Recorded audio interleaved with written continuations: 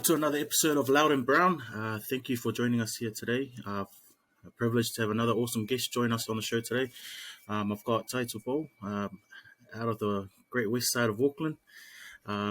Thanks for coming along, also, and thanks for obviously freeing up your time to jump on board and share a bit about your story and your journey with us today. Thank you so much, man, for having me on. Talofa lava, Malo, soifua, malangi, mama.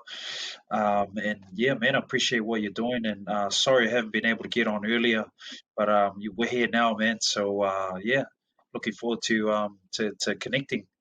Oh man, it's been a bit of a mission. I think, especially you being a busy man yourself and timetable clash, it's been like a 2 month journey to try and get this obviously recorded. But man, definitely happy to have you on board. Probably first and foremost, my first opening question will probably be how's things been so far with us being in level 4 lockdown. Oh man, I'm enjoying it all. It's one of those things that once you get over the shock of it, because I guess this one was a little bit different from all the other lockdowns because it came so fast. Within a few hours we were on lockdown, and I was in Rotorua, and I was meant to be heading to Thames to speak there for the first time. And I found out in the afternoon when I got off one of my talks that we're potentially going to be going into lockdown. So we sat and we're in a cafe eating, and it was the first time I ate that whole day. And we were waiting for the announcement, and we ended up just driving back to Hamilton just to watch the announcement.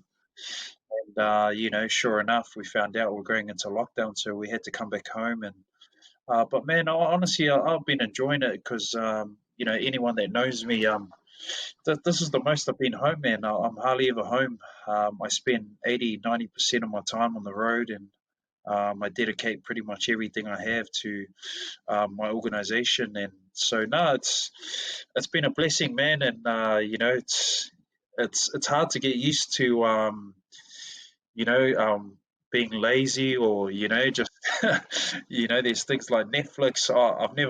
I've always had an account, but I've probably never smashed it as much as I have during this lockdown. But it's good, man. It's getting into a bit of a routine helps as well because those first couple of days you think it's mean, just sleep in, nowhere to go. But if you're someone like me, you have to be doing things, and luckily enough, I've been busy doing a lot of stuff online anyway. So no, it's been alright.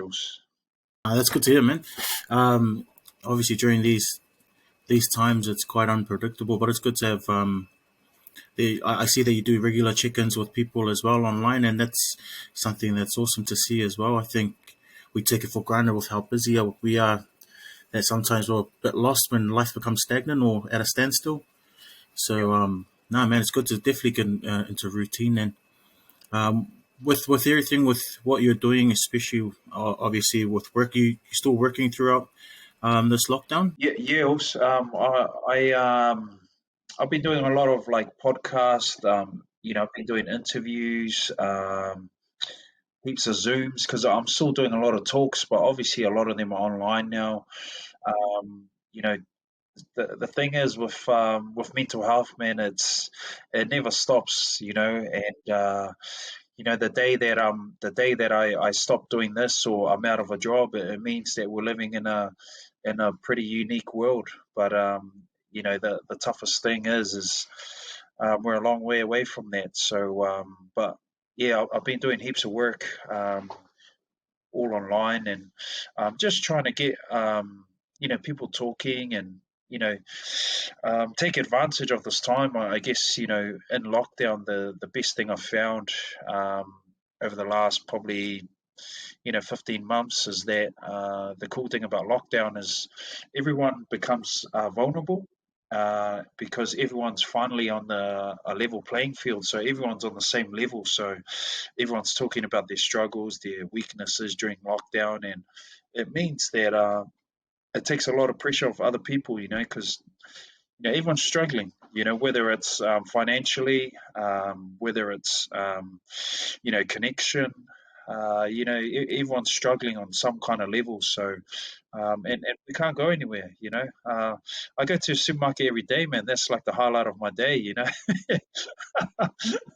But hey, you gotta take the little things. But yeah, plenty of work on at the moment. No, that's good to hear, man. And with obviously other parts of the country going back down into level 3 and 2, is it picked up for you?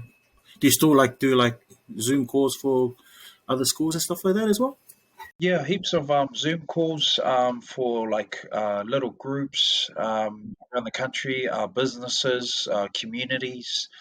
Yeah, man, it's always every day there's always different things. My phone, because everywhere I go in this country, I give out my own personal number, so people have access to me more than anyone else. So it's not like I go somewhere and open up a can of worms and then I jump on my white horse and bounce out of there. It's one of those things. If you're going to open up a can of worms, you got to be prepared to follow through on that. And I guess my promise to people when I talk to them is that if you do want to talk to me about anything that I've spoken about, then here's my number. Buzz me anytime. Give me a text. I'm happy to talk to you anytime. So um, it doesn't stop, man, and it's one of those things. I guess like yourself, we're addicted to helping people. So sometimes we get a little bit fatigued, but the heart's always there, and it's what we do, man. And people need hope, so we got to do these things. That's awesome, Moose. We'll definitely delve and obviously touch on a bit more, but we'll just roll it back a little bit and we'll talk a little bit about obviously you and your upbringing. Uh, Tell me a little bit about you growing up out of West Auckland and tell us a little bit about you and your family. Yeah, nah, man. My mum, she's from Waivase, and my dad's from Samoa. They're both Samoan. They were first gen here, so I was part of that second generation coming through. That you weren't allowed to speak English at home. If you spoke English at home, you'll get a hiding. And it's funny, listening to my mum speak English now. I'm like, please, like, don't speak English. But we originally grew up out in West Harbour. Um, until the same thing happened to all the islanders there that happened in Ponsonby, and came in and pushed us out. But and then I grew up in Te Aratu South, and a place that people, it used to be called the 68 block, and it was housing, and it was awesome, man. Like, obviously at the time, I didn't know, it was just one of those things. You were there, and my parents worked 24/7. When the old man came back from work, my mum would go to work, and we hardly ever seen them. And I actually grew up with my uncle and auntie. They mainly raised me with my cousins, and I guess like any Samoan, you're raised not with your immediate family, but your extended family. So biologically, I've got like two siblings, two sisters that are both younger, but my siblings, I got seven altogether, man. So majority of them are older, and then obviously I sit in the middle there. So, but man, we grew up in the church, e whakasā, and it was pretty staunch Samoan style, but here in New Zealand. So a lot of people think that times have changed, but I think I'm pretty grateful that we grew up the way we did, because we can go back to Samoa and speak the language, and can connect with our elders, and not feel I guess that we can't speak. So whereas a lot of the generation coming through now, they're struggling to speak and communicate. So no, I'm grateful, man, that we grew up that way. So. yeah, pretty blessed, man. Parents worked hard, and that's all we saw. So I've got a similar story to you in terms of being second gen. I think we're lucky enough to be brought up in the tough love generation, made our skin a bit yes, thicker. yeah, But then, with all the positives, there are some cons to the way we were brought up. But yeah. with growing up, what was school like for you as well? Like, where'd you go to school, and what was it like Yeah. being in the block, like you said? Man, it's like I had fun, man, growing up. My parents, they didn't have much. Like, I don't think we had a car until I was in intermediate, I think. Um, I just remember my dad coming home one day, and he had a new car, and I think he got lucky on, they used to have those Keno things, and I think he won some money on there, and he came home one day with a brand new car, and but yeah, no, it was cool, man. I grew up with a couple of boys. One of the other boys, he lives in Oz now, and yeah, we had a mean time. I went to Freiburg Primary. I first went to West Harbour Primary out there, and then when we moved to Te Aratu, I went to Freiburg, and then on to Rangerview Intermediate, and then Waitakere College. And the only thing we were known for there was high pregnancy rates and drugs. But the only reason why I ended up there was because my mum, she worked at the back of the school. She worked in this factory at the back of Waitakere College, and yeah, but I'm grateful, man, that I got to go there. A lot of my friends that I met there, they're still my friends today, and they've been my friends for over 15 years, man. So I've seen a lot of people that have gone to other schools that I grew up with, and um, I don't know about you, but you can tell what school someone went to. Sometimes just the way they talk and the way they act, and then straight away you're like, "Hey, you went to?" Oh, yeah, because they all kind of act the same. Whereas, I guess for me, I went to a school no one really knew anything about it, but my mates were having babies at like third form and fourth form. So it, that was just normal, man. Um, it was crazy, man. But no, I love it, man. I wouldn't change a thing. Yeah, yeah. No, sick. It's funny that you touched on the car thing, because I think like our parents are smart. Like Yeah, they find a house where they know it's close to everything. So even if you yeah, don't have a car, it's still walking distance. So our one was like it's probably like a 5 minute walk to a primary, like a 15 walk to intermediate, and then Odu College is just down the road, like 3 minutes. So like, oh yeah, man, our parents are.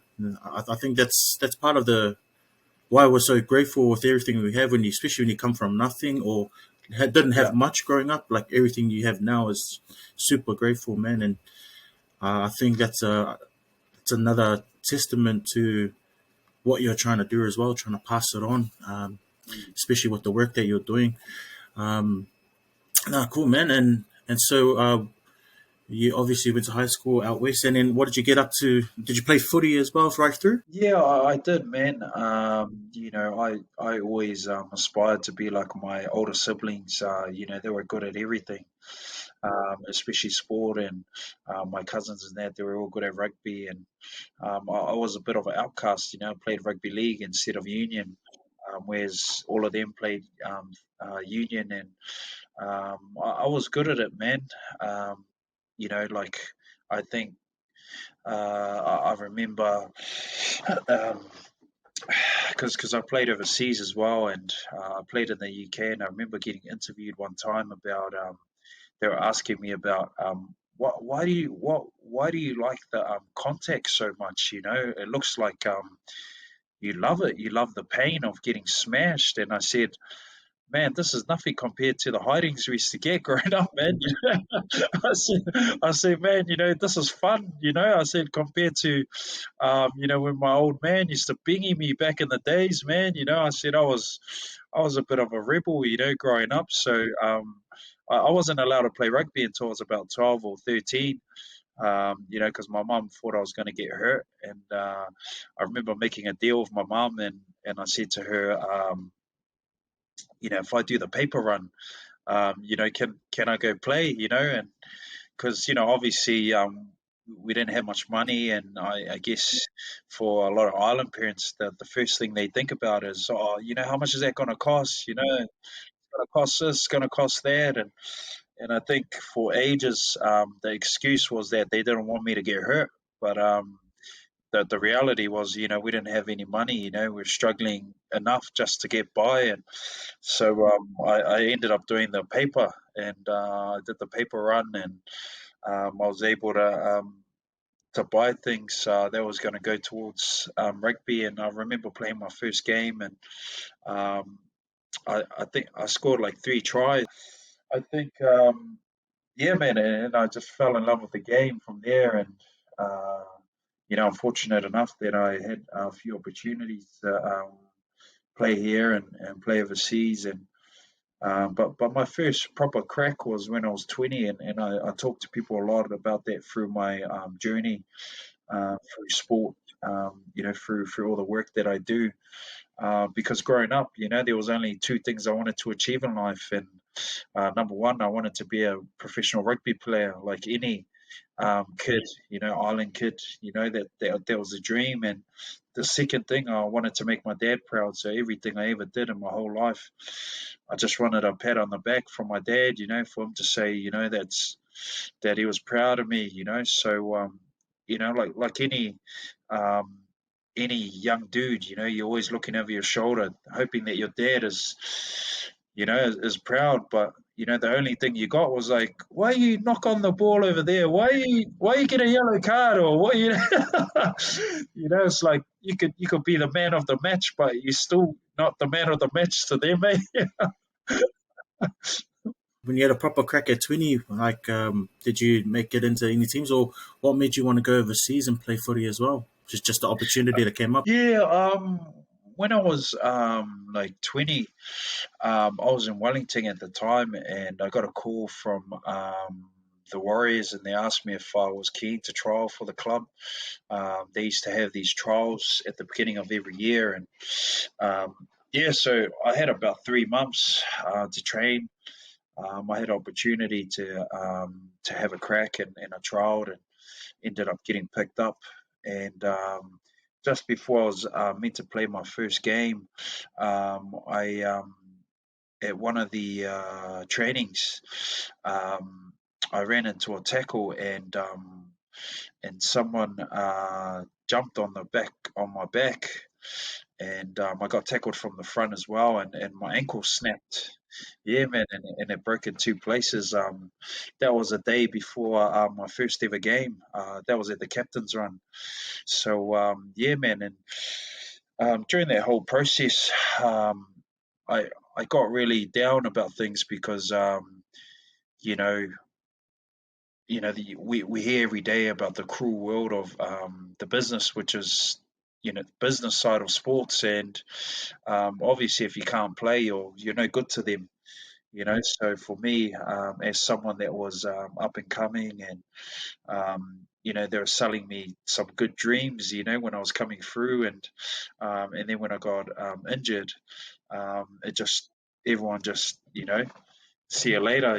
There's you're no use to us, and I wasn't signed at the time as well, so there was no real duty of care, and I fell out of love with the game because I was just like, oh, is this the way they treat people? And I got mad at the game, I got mad at the organization, and I didn't play league again. And I ended up going playing union with my cousins and that when I recovered.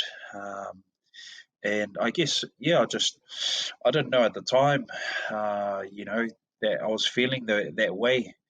But I guess, like anything, sometimes when things don't work out your way, you either try something else, or you just quit altogether. And yeah, I didn't really have any resilience. So I did go back the next year when I recovered after I did all my rehab and that, but my heart wasn't in it, and I was just, I think I was just still mad, and I just didn't know how to deal with it.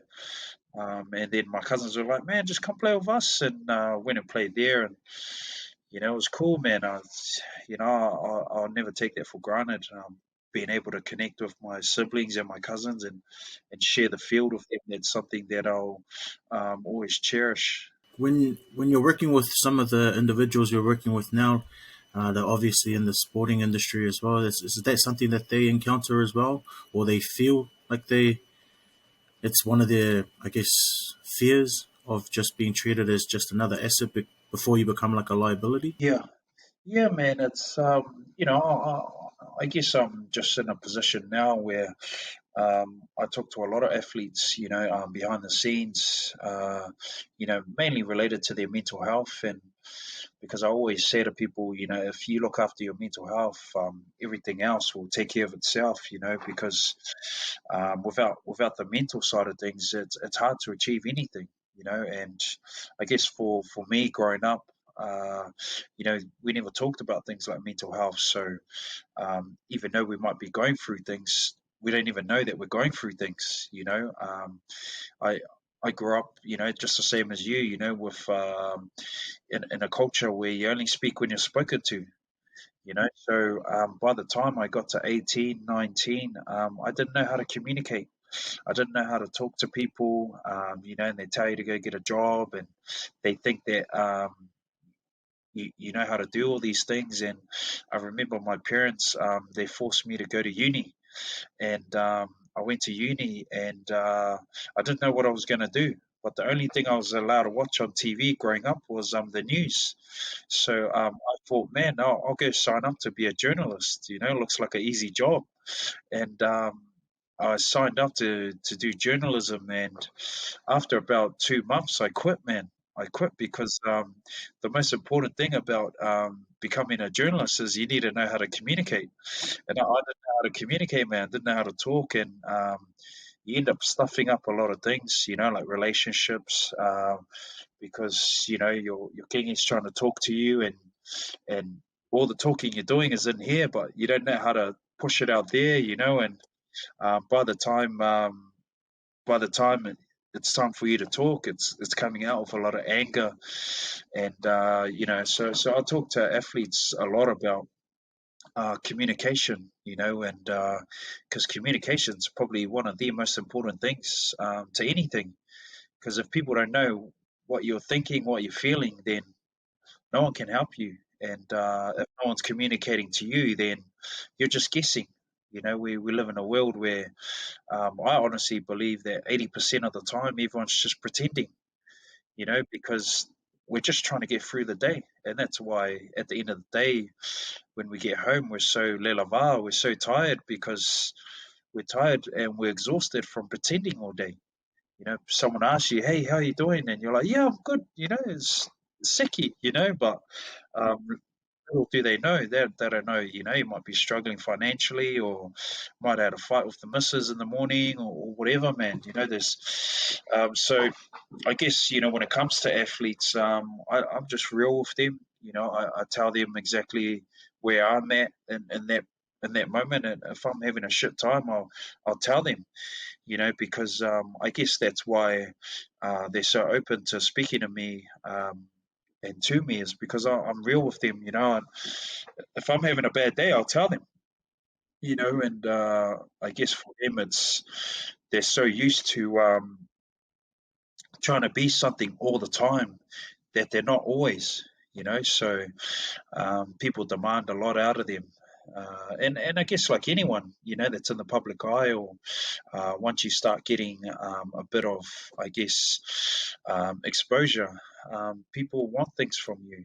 Like I, you know, I just know that it wasn't until the last 2 or 3 years that people wanting to start talking to me about mental health, whereas I've been involved for like nearly 9 years, man.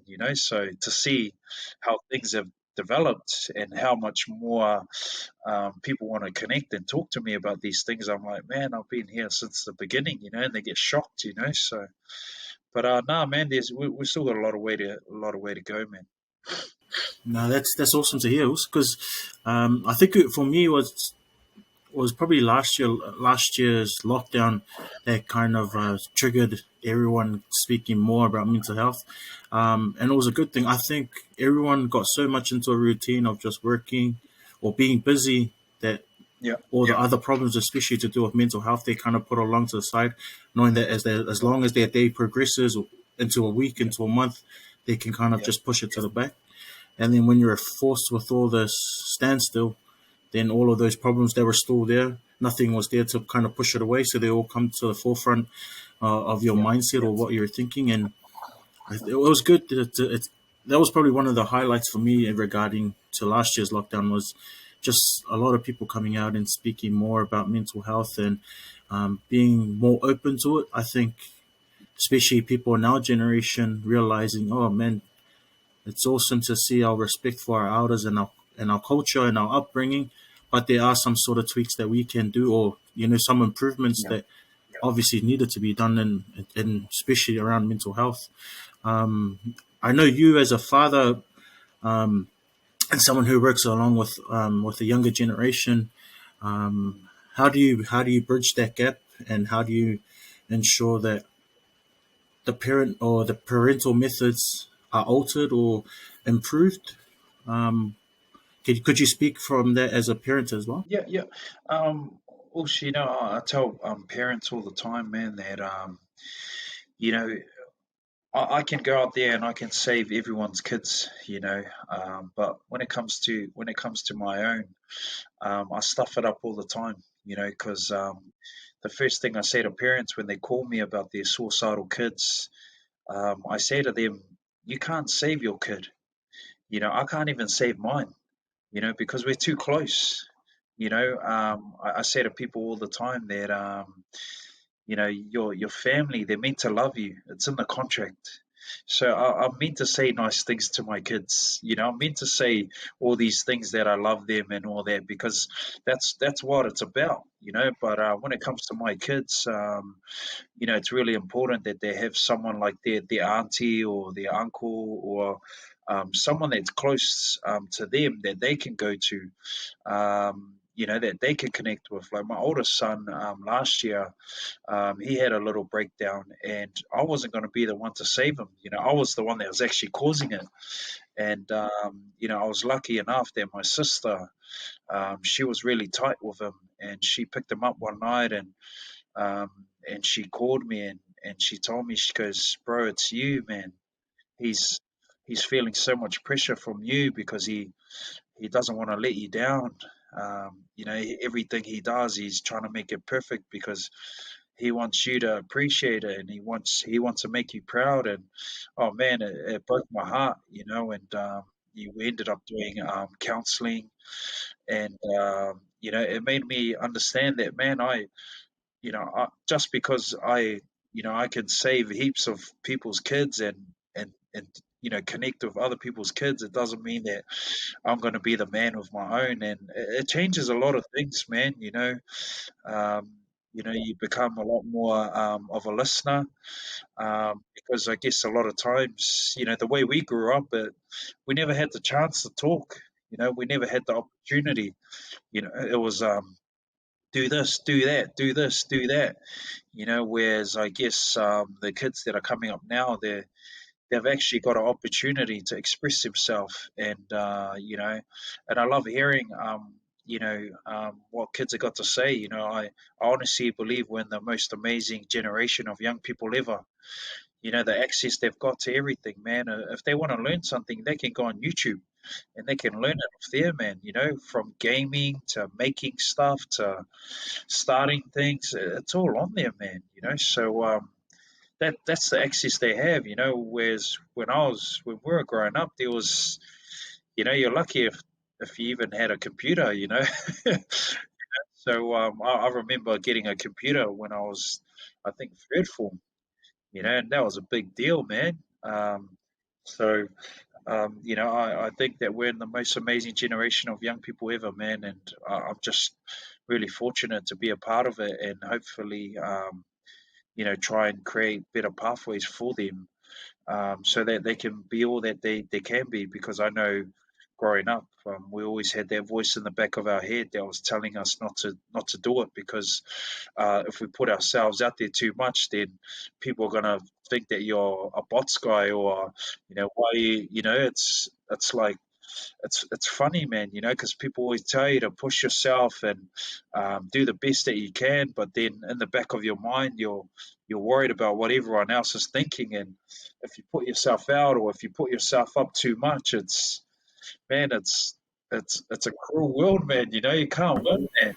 Oh, So especially in if the you, Pacifica community, bro, it is oh so man, bad.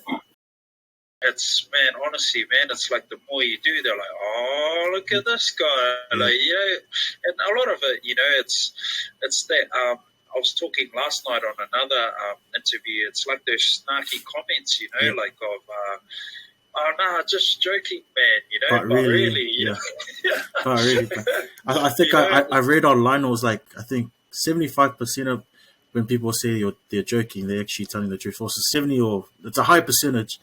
And I yeah, was just, yeah, no, and you're right, man. yeah, man. Oh, bro, You're so right, man. we like, for me, I always like, because I think that's probably one of the best and worst things as being a Samoan or Pacifica, is that we care about everyone, but we care about what everyone thinks as well. Oh So yeah, like, it's a double edged sword, man. So like, yeah, like, you want to be liked, but then for you to progress on, you have to try and be stubborn yeah, and be yeah. determined. So my thing Oh, is, like, whenever I yeah, come across some situations like that, I always just like, the bigger purpose, for yeah, the bigger yeah. picture is what matters, Yeah. man. Oh, you always hear it, man. You always hear the local maulalo and, all that kind of stuff. And, I say to people all the time, man, like, if I keep listening to that, I don't think I'll be where I am today. And, the thing is like, sometimes we humble ourselves too much out of our true potential. And I say to parents all the time that we keep telling our kids to be humble, but then like we need them to be confident. We need a little bit of arrogance for them to achieve their dreams and achieve their goals. Like if I keep listening to what everyone was saying to me, when I was coming through doing all of this, then I wouldn't be where I am today, man. I wouldn't have spoken to over 250,000 people face to face, in this country. I wouldn't have gotten to the place or the position I'm in today without it. So sometimes I think the best form of humility you can give is whatever you're doing, do it to the best of your ability, and don't ever let anyone stop you. Because the real humility is, they say it all the time, is when you step off the pitch. For me, it's when I step off the stage, when I'm not talking to people. The real humility is what you're doing when no one's watching. And that's something that I guess my parents always said. You know, it's not what you do when people are watching; it's what you do when no one's watching that matters the most. Because anyone can turn it on. When the cameras are on, and anyone can do this and do that. When the lights are on, but what do you do when no one's around? So that's one thing that I guess is really important. Because for our people um, we're stopping ourselves from being everything that we can be. And I honestly believe we're one of the most talented, people that are walking this earth. You look at all the big guns of most industries; they're all islanders. You look at Dwayne Johnson, The Rock. You look at heaps of other people that are big in their field. They're all islanders, musicians, you name it, man. But we kill our own reputation sometimes. 100%, man. And that's another awesome teaching that hopefully someone who's watching, awesome gem for them to hold on to, man. It's, yeah, like, it's just like you were saying, it's the way that we've been brought up. And it's what's his name, Israel Adesanya, was on about as well, that tall poppy syndrome. Like, it's a common thing in our communities, man, is to not want to be the person that stands out. But like you said, man, in order for us to make an impact, or to change the world, or to be that one person that changes it for everyone, you have to stand out. You have to, be confident in what you believe in, rather Yeah, than what everyone else thinks. We'll move into our next section also, and we'll talk a bit more about your your business or your profession, what you're doing right now. Talk a little bit to us about what you're doing at the moment, also. Yeah, so I'm a national ambassador for I'm Hope. We're a mental health organization, charity, and uh, our main thing is to change attitudes around mental health. Because for so long, when people talk about mental health, it gets depressing, and people think it's a depressing thing, or even the words mental health, like people straight away, they're like, oh man, mental health must mean that you're mighty, or you're mental, or so our whole thing is, if we can change attitudes around mental health, we can change the world. And for me, my main role, I first started out about nearly 9 years ago now. There was a suicide that happened in Auckland about 9 years ago, and man, this is how sheltered I was. I didn't know what suicide was. I didn't even know what it was. And that I was I was 20, I think, and I remember doing some research, because I was like, why would someone do that? Why would someone do that to themselves? And I was so ignorant to, because I don't know. I didn't know what mental health was, because and growing up where we grew up, no one was talking about these things. I didn't know what all of this was, and and I remember going online, and I found out about this guy. His name was Mike King, and he just came out about his story, about his journey through mental health. And I was doing heaps of research, and I ended up sending him a message on Twitter. That's back then when Twitter was cool. Um, and I sent him a DM on there, and I said, "Hey, bro, you don't know who I am, but I just found out about all these issues that we have in our country about the suicide thing, and I saw that you just came out about your story, and it's pretty cool, man. Like, I'd love to help you. I don't know what I can do, but I'd love to help you. Whether I can raise money, or I don't know, like just tell me, like, And I honestly didn't think he was going to get back to me. And then, sure enough, he sent me a message, and he said, "Hey, bro, here's my number. Give me a call when you're free." And I gave him a call, and he just said to me, "Hey, bro, I don't know what I'm doing yet. I only just shared my story the other night, and it was only by accident, because I was doing talkback radio, and I ran out of things to talk about, and I ended up just telling people how much I was struggling, because I was tired of hiding it." And yeah, and he ended up sharing his story. And he said to me, "Bro, what are you doing next week?" I said, "Oh, probably working." And he said, "Do you reckon you can take the week off work?" And I said, "Oh, I'll try."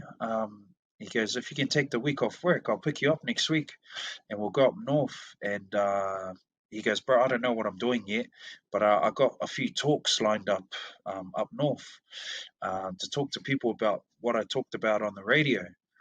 And sure enough, man, he said, "Oh, I'll pick you up on Monday morning, 10 o'clock." And never met the guy before. I didn't even know who he was. I didn't know he was one of the most famous people in the country at that time, because we were sheltered, man. The only thing I was allowed to watch was the news growing up, so I didn't know who this guy was. And then he picked me up. We drove up north to Whangarei. I listened to him talk for about 3 days, I think. He had like 2 or 3 talks a day, talking about the same thing, his story. And on the third day, someone asked a question. I think it was a social worker asked a question in the crowd. Said, how do young dads that have never been fathered or had a solid dad around become a good dad?" And for some reason, man, something was like in here was like burning inside of me, and I jumped up and I answered the question, and I shared my story for the first time, a story that I didn't even know I had. And everyone was just looking around in shock, because they thought I was his bodyguard, you know. they didn't even know who I was, you know. So yeah, man. And then we ended up, and then I ended up sharing my story about the disconnection between me and my dad, and how me and him can be in the same room and not even say one word to each other.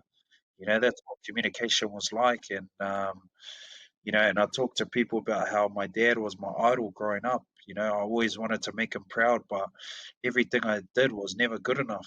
And then I talked to them about when I was 22, I actually found out that my dad, who was my hero my whole life, he wasn't my real dad.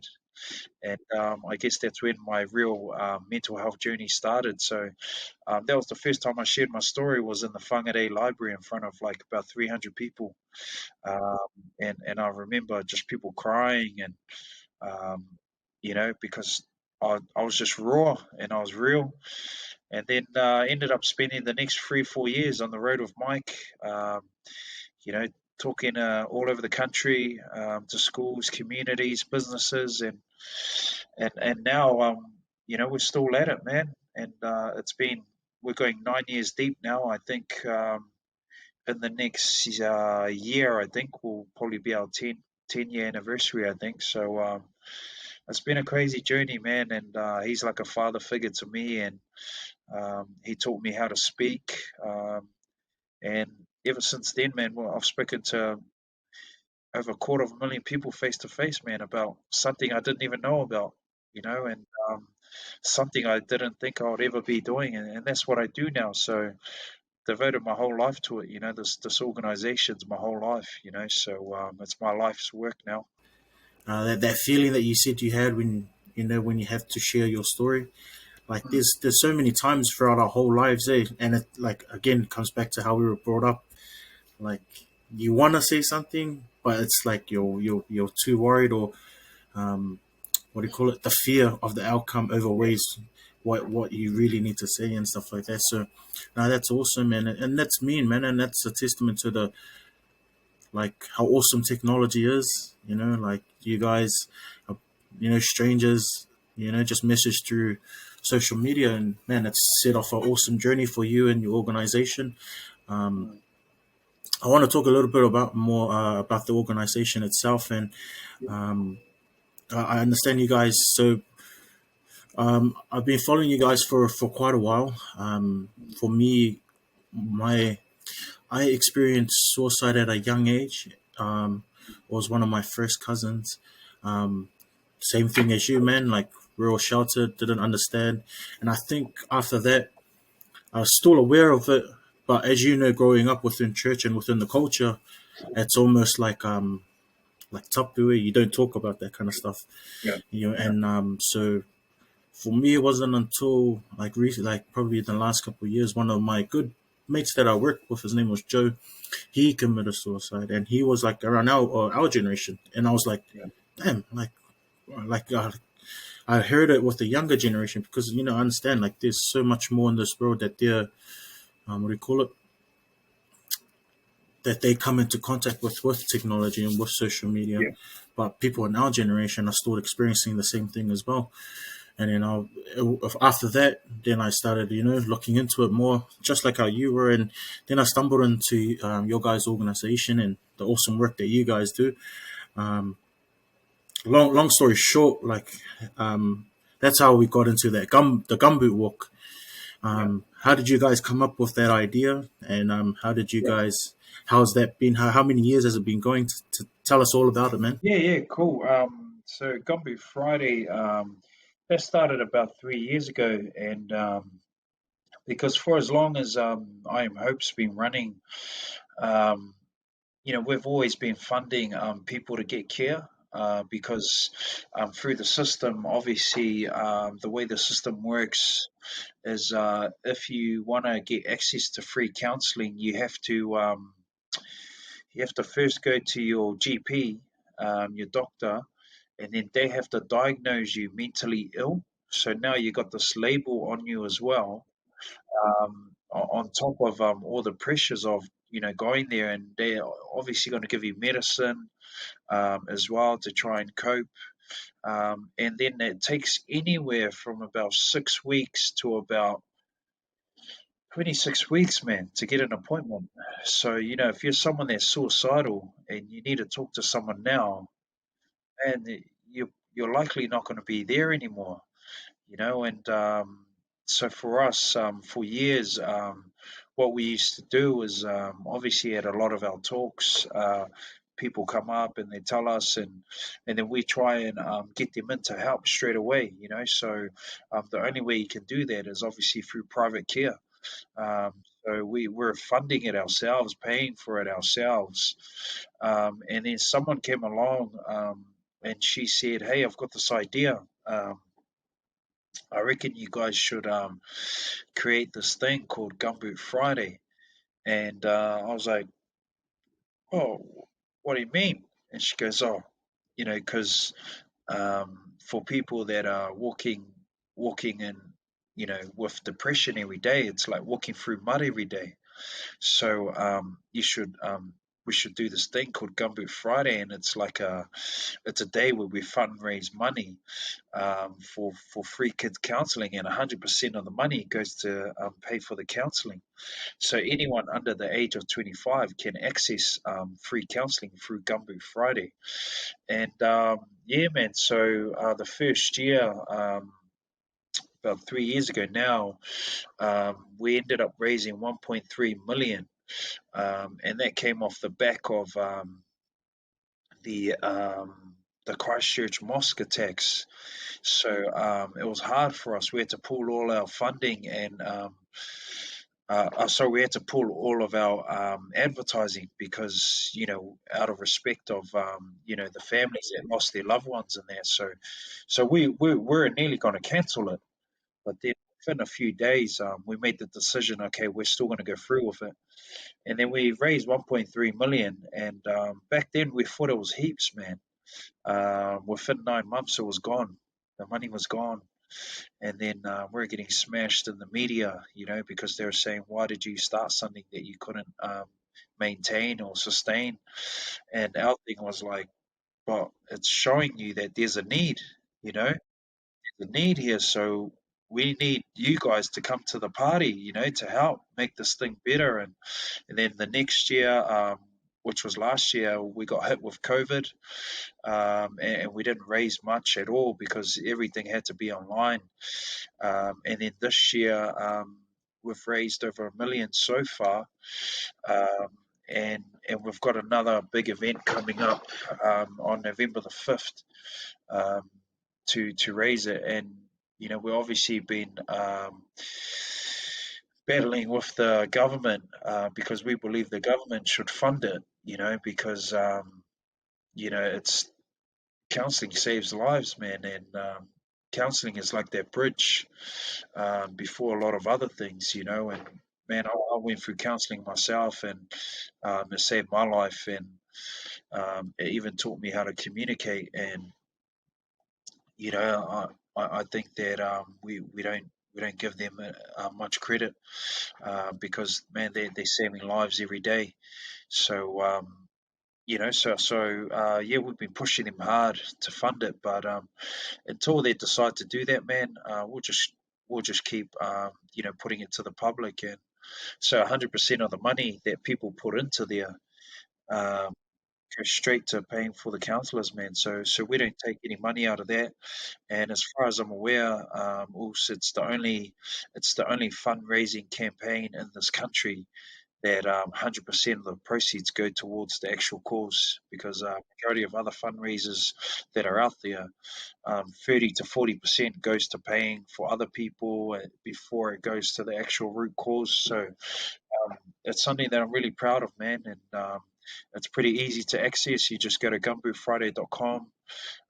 Within 48 hours, you hear from someone, and within a week, you have an appointment. That's my promise. And if you don't, then you just let us know, and I'll chase them up.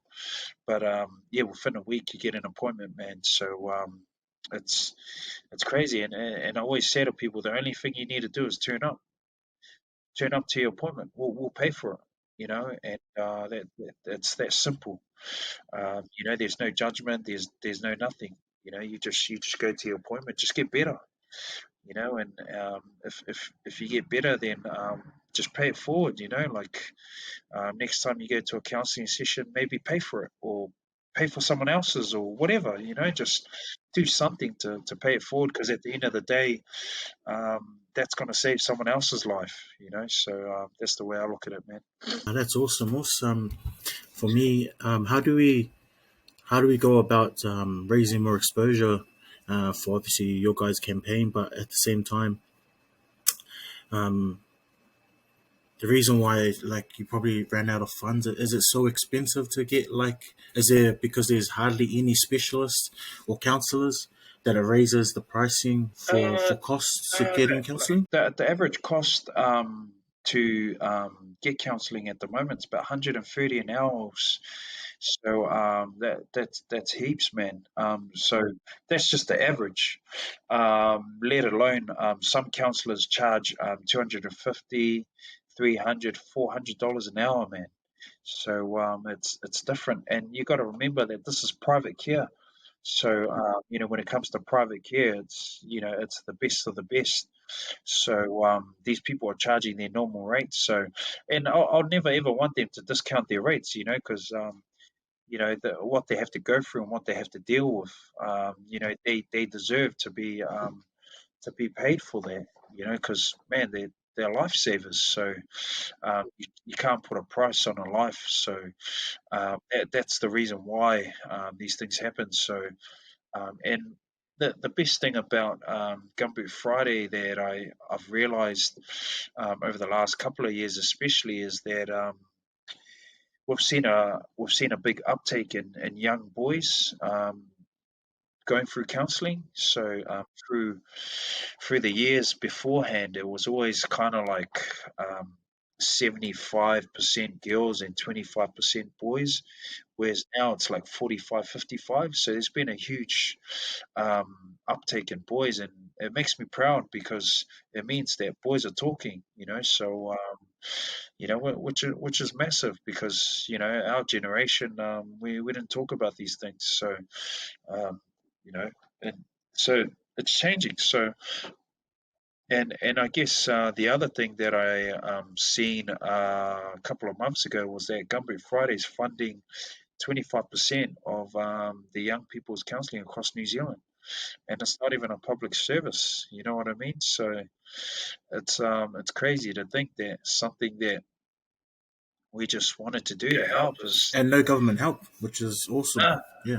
nah, man. So, with I Am Hope, we've never ever accepted any money from the government. We refuse to take their money. But through Gumboot Friday, it's different. So Gumboot Friday is a beast, man. Like it's a big operation, man. And our organization's only small, man. Like people think we have a massive organization. We've only got like about 7 people on the books. That's it, man. And Gumboot Friday is too big for us, man. Way too big. So, moving forward, how, like, will you guys be trying to? I know you guys have been trying to get more public funding from the government, or just even the government, just to acknowledge that there is an issue, that Yeah. obviously you do need money in order to, like, provide the services. And like you said, Yeah. like the private care is not cheap. Um, what are the? I know Mike King came out and he had a passionate talk about it, which definitely, for me, vulnerability is always hard within males, and just to see him in that state, someone of his stature, man, it's like, like, it's it's scary in the sense of like how big the issue is, and like how neglected it has been for long. But at the same time, for me, it was showed a lot of courage and bravery from Mike to speak like that, and it's a great example for us men and young men coming up. What more can the government do besides like the funding that you guys like definitely need, man, to run these operations? Man, I always say to people, man, it's not our job to throw negatives at the problems. I guess the main reason why we've been on this campaign with the government is because we want them to admit that their system's broken, and that the system's not is not helping. And my thing is that what we need to do is we need to start throwing positives at the solution. And the solution is Campo Friday. It works. The stats are there. It's a pretty easygoing model. All we need is just the money. So whether the government jump on board or not, there's plenty of foot soldiers out here, in our communities that can jump on and do something about it. Because at the end of the day, it's our kids, man. And what would we do for our kids? We'd do absolutely anything. So I always just encourage people, if you don't have the money, tell people about it. Because if you tell people about it, um, you know, s- sooner or later, someone's going to be able to connect with someone that can do something about it. And during the beginning of this lockdown, there was a man who donated, I think, 230K to it. So there's people out there, man, that want to do stuff. And also, there's people every week donating to it. They're donating $5 a week every week. Straight out of like automatic payment from their bank to it, man. So, man, honestly, man, we've got some warriors out there, man, and for us, I'm hope. There's people fundraising for us, hundreds of people every week. Or like, man, no word of a lie, man. Like, I can't even keep up with all the stuff, man. And I just wish like we could try and thank every single one of them, but without them, we honestly wouldn't be able to do what we do. And it means that I can go into schools, you know, um, talk to them the way that I want to. Whereas if we had government funding, we had to do it under their radar, speak their language, their lingo, PC, all these things, man. And whereas I can just go into schools, be real, connect with kids. If they need help, we can pathway them to someone that can help them. Because we've got these resources, and man, if it wasn't for these resources, man, we wouldn't be able to do what we do. And I think that's why it works, because we're going out there, we're telling kids real life stories. We're using ourselves as the test dummy. And when they see that, they see people like ourselves going into the schools, they think that we're perfect. And as soon as we throw these things on the table about our struggles, man, they're like, whoa, what the heck? And they realize that, man, everyone's got problems, everyone's got issues. It's pretty normal. So, yeah, honestly, without the people, we wouldn't be able to do what we do. And I guess I'm Hope is the people's organization. What they want is what they get. In besides the event later on in the coming in November the 5th, um, have you guys got any other agendas on for the rest of the year moving forward? Yeah, we're relaunching our Hopecast. We've got a podcast where myself and Sela Alo, we host guests on there. They get to share their stories and that. So we started that last year, and we've just relaunched it during lockdown. There's always things going on, man. But our core business is obviously going into schools, connecting with young people, and just normalizing these things, man. Mental health. The main thing that we're normalizing at the moment is the inner critic. That voice in the back of your head that tells you that you're not good enough, that you're useless, you can't make it, you don't belong here, all that kind of stuff. We're normalizing that voice because everyone's got one. And so once kids realize that, oh shit, I'm not the only one, um, it breaks down a lot of walls. And normalizing things like going to counseling. You don't have to be in a bad place to see a counselor. Like you can be in a good place. You might just be unsure about a few things. So, yeah, at the moment, also, it's a lot of it's just sticking to our core business. And that's connecting with young people, as well as the communities, and even businesses.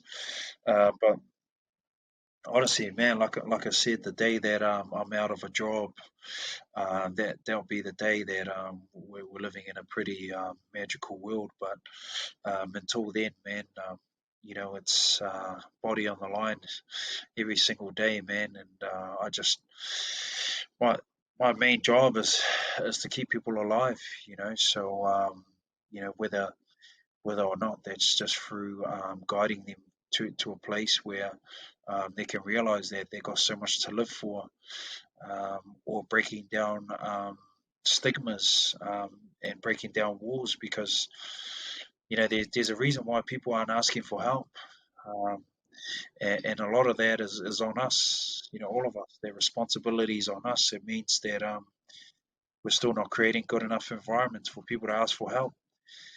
So and the messaging's a bit stuffed up at the moment too, as well. It always says that if you're struggling, you have to reach out, but man, like I always say to people, why does the person that's struggling have to do all the work? Like what about us? That are in a good place? We can help these people. So it's really important, man, that that something like lockdown can teach us to take those chickens and use it on a regular basis, everyday life. Because I know what happens, man. As soon as people get out of lockdown, oh man, forget all about checking in and get back to being busy. And I always say to people, we cancel on people all the time. We get so busy being busy, and then something happens, and then we're like, man, why didn't he tell me, or why didn't she tell me? Well, I didn't know he was struggling. I didn't know she was struggling.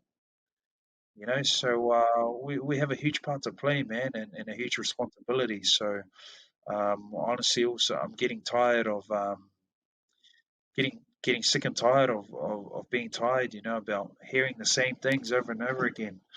And I'm just like, man, we could have done something about it. Yeah, you're right, we could have, but we didn't. So and that's on us. That's on us. You know. Yeah, but it's always gonna be an uphill battle, man, and that's just that's just the field that we've been, or what you and the organization's been put into. It's our upbringing, which is what 30, 40 plus years of parental methods and educational methods, which have been outdated for ages. And like you guys have got put onto a field where it's a bit unfair and it's uneven, but it's always going to be a forever ending fight for you guys. And for me myself, it's inspirational watching your guys work and seeing how you guys, like forever seeing a positive in a situation where you seem like you're hardly ever getting any wins. But the fact that you guys have that impact to save kids' lives and change the way they have an outlook on life itself, it's amazing. Especially for me and you being second gen, man. Like, how many people do we know in our generation that might have been going through the same situations, but because of certain barriers of upbringing and just surroundings, they don't have that access to like counseling or just being able to open up. So it's awesome the work that you guys are doing. For me myself, like yeah, I'll always keep tabs with you guys, especially you, Ty, as well, just to see how you guys are doing and all the awesome work and see what we can do from our end. I think for me moving forward, like ever since the gumboot walk that we did, especially off what you guys did for Gumboot Friday, there's been more and more initiatives that people are identifying that they want to do that, like help with mental health. The thing with me and what's important with me is that make sure that we give back to you guys, I Am Hope organization, because I see a lot of fundraising and a lot of effort to get people to jump on board. But for me, it's like I know it's 100% that goes towards the counseling because I've done my research throughout your guys' information on the website, and I just hope for me moving forward that people do give their respect and pay their give their props to you guys for it's a 9 year mission that you guys are on right now. And like people are coming left right and center, like, oh man, this is for mental health. but they've got to give props to you guys, to the ones that put the groundwork in, man. So mad respect to you also, and you and the team for all the stuff that you guys have done. Well, we'll wrap it up. I'll just ask you a quick couple of quick fire questions, and then Cool. yeah, we'll leave it with a last sentimental talk between yourself and those who are watching us speak. So for me, my first question is, who was your favorite player watching growing up? Man, I don't know, like that. That's a tough one, but I used to love watching guys like Ma'a, you know, Polisina, um, anyone that was a psycho, just run into brick walls like that, man. I used to love watching guys like that. Um, those were the guys that I think I shaped and molded my game around. Guys that just no fefe, man. You know, um, just up the guts because that's exactly how I'd play the game. Couldn't pass, couldn't kick, but man, one thing I could do just go straight, man. No footwork. That's awesome. What's New South or Queensland? Queensland, man, all Oh, day. oh man. So I don't know how we're going to do the next couple of years. New South are looking too dangerous, but I hope we do well. I hope we do well. What's been the most gratifying experience that you've had so far this year? This year, man, I wouldn't know. Man, there'll be heaps, man.